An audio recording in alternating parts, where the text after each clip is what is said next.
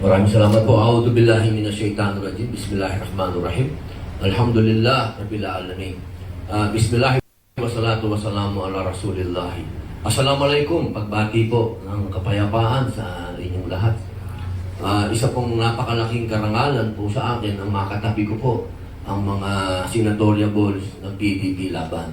Sapagkat alam niyo po, kahit po ang ating mahal na chairman ay nakapiit sa dahig, ang kanya pong iniisip ay kayo pa rin. Pero emotional lang ako. Pasensya na kayo. Alam niyo po, kami pong lahat doon ay iniisip namin ang health ng ating dating Pangulo, pero ang iniisip niya kayo. Nandito po ako dahil utos niya.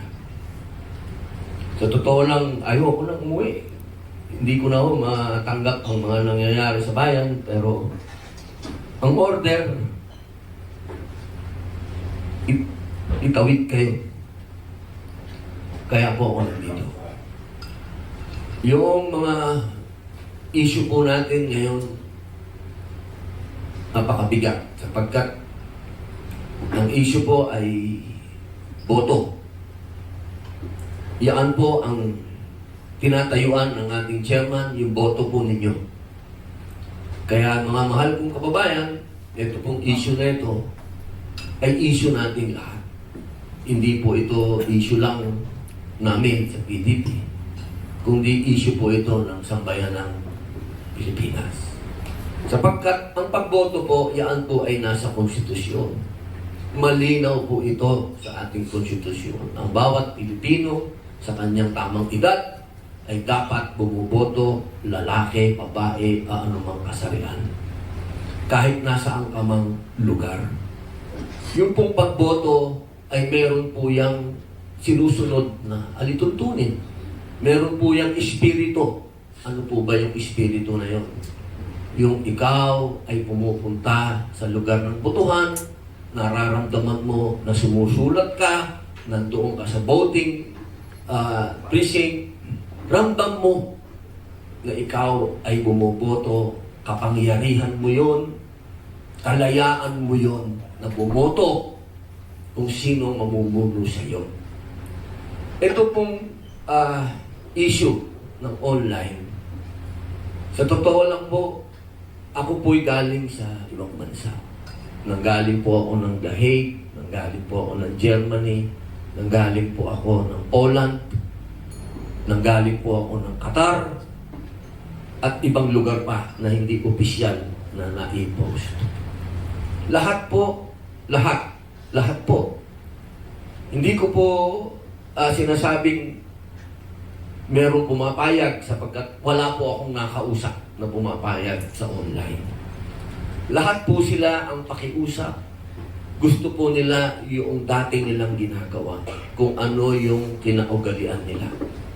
Hindi po ako nandito para makipagkontrahan sa COMELEC kung ano ang gusto ng COMELEC o kung ano. Hindi po. Yung puso po ng OFW ang ipinunta ko dito.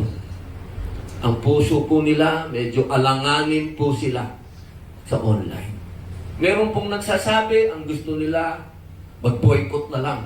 Yun po yung mga pinuntahan ko sa malalayong lugar. Dahil meron pong mga OFW, ang sigaw nila, boycott na lang. Naku po, pinuntahan ko po yan at kinausap ko sa kanila. Kahit po mag-travel ako ng ilang oras, pinuntahan ko po sila. At sinabi ko, huwag kayong mag-boycott dahil napakahalaga na kayo po ay bumoto. Ang sinasabi nila, hindi namin kasi gusto tong online.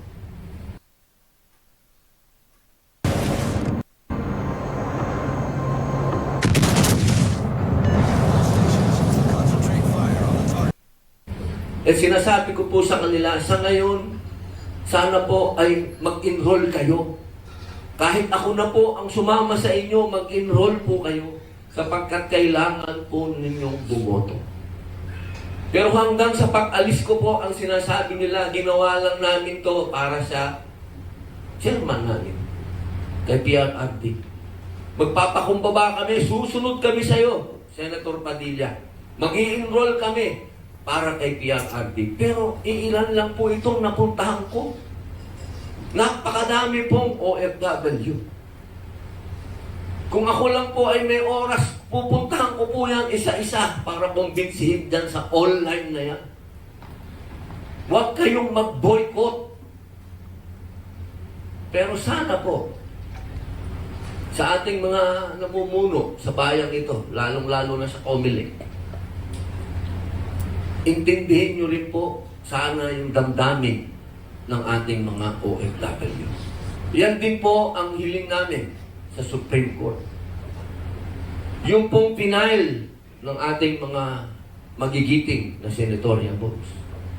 Ito po ay hindi lamang para sa amin. Hindi lang po ito para sa kapakinabangan namin. Ito po ay para sa lahat. Malinaw po ito na sana, mga mahal kong namumuno sa bayang ito, kung talagang tinuturing natin na bayani ang ating mga OFW, pakinggan po natin sila. Hindi po nararapat na tayo ang magbibigay sa kanila ng mga alituntunin na hindi naman natin muna sila tinanong kung gusto nila. Hindi po porket malayo sila, hindi na po tayo mag-aabala na kausapin ang mga taong ito.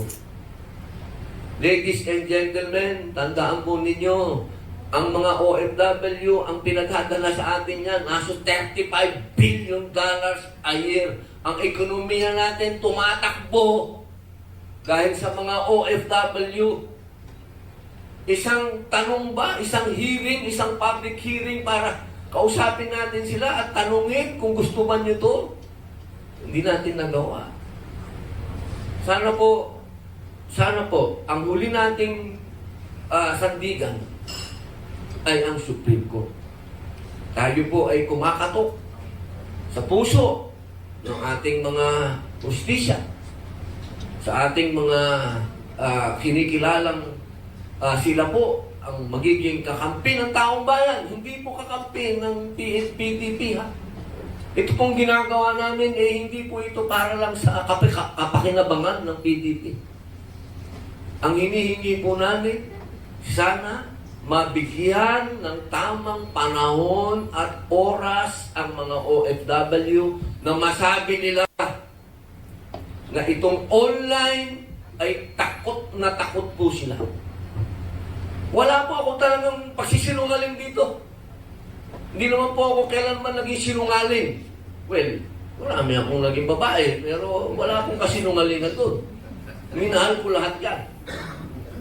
Ito pong sinasabi ko sa inyo, nakausap ko po talaga ang mga OFW at sila po ang nagsasabi na delikado. Delikado at parang wala silang tiwala sa online. Yun lamang po. Maraming salamat. Mabuhay po kayo.